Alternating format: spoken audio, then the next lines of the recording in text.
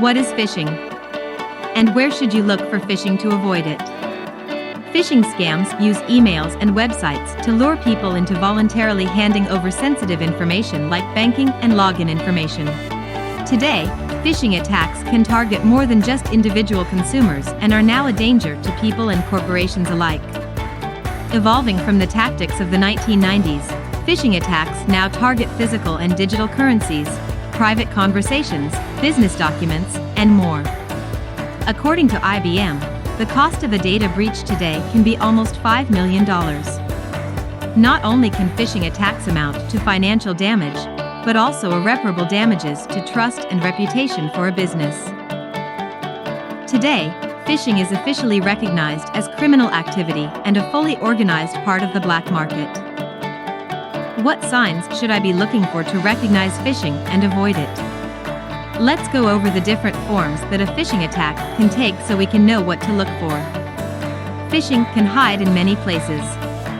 Website links, online images, email conversation threads, gift card offers, email voice messages, business emails, and fake sign-in pages are all common places where phishing attacks happen.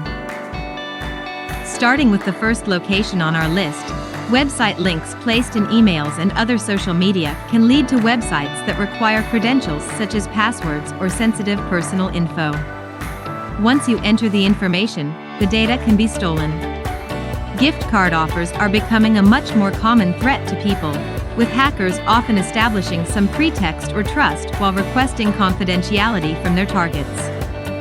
These scammers can ask for up to $4,000 in gift cards in a single transaction, but some settings can allow for even more. These types of scams often offer a reward or bribe that turns the victim into a co-conspirator. Email voice messages are most common in business settings. Generic email mail subjects like voice message, delivery report, or PBX message contain other emails as attachments and can compromise online credentials. Fake sign-in pages can pop up in emails in the form of web page links.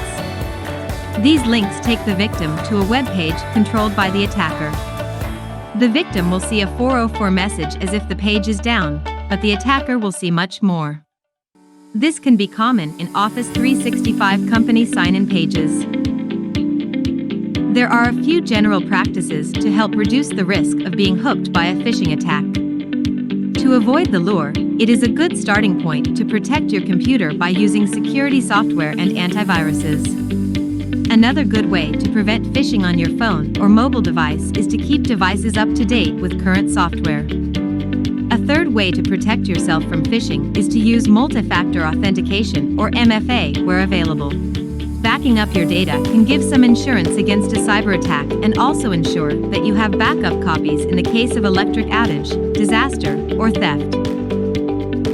Now, if you become the target of a phishing or other cyber attack, it is always important to make sure that your devices get updated to try and cut the attacker's route of entry off and hopefully discourage them from coming back. Immediately run a virus scan afterward and remove anything that the program deems a threat. Once you've ensured that updates and scans have finished, it is important to report phishing and all other cyber attacks. By reporting phishing and cyber attack attempts, you can reduce the amount of future scam communication you receive. You make yourself a harder target for scammers and maybe even protect other people in the process. And that's what you need to know about phishing. Did we not answer a question that's been on your mind? Let us know in the comments below. You can also visit our social media accounts. Follow us or visit our website at caecommunity.org to stay in the loop on more cybersecurity information.